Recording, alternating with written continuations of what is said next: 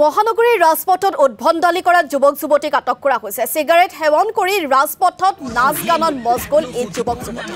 সামাজিক মাধ্যমত ভাইৰেল হৈছিল সমগ্ৰ দৃশ্য। ইয়াৰ পিছতে ব্যৱস্থা গ্ৰহণ দিছপুৰ আৰক্ষীয়ে। আটক কৰা হৈছে প্ৰসেনজিৎ পাল, মানস বৰা আৰু হিমন্ত কোঁৱৰক।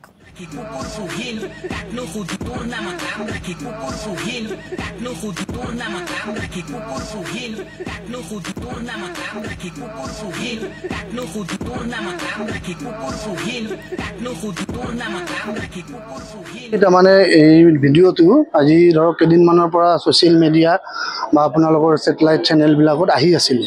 তেওঁলোকক কণ্টেক্ট কৰা হ'ল।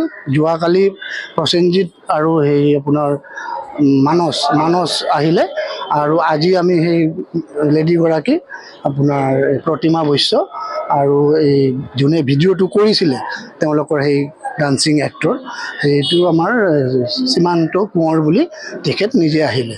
তো গতিকে এইখিনি আছিলে মানে তেওঁলোকৰ ঘটনা। কিন্তু সেইটো এটা আমাৰ ধৰক ৰাজহুৱা স্থানত সেইটো এটা নিউচেঞ্চ ক্ৰিয়েট কৰিছিলে আৰু এনডেঞ্জাৰ টু দ্য হিউমেন লাইফ, সেইটো নিজৰ লগতে আনৰো জীৱন বিপদাপন্ন কৰে।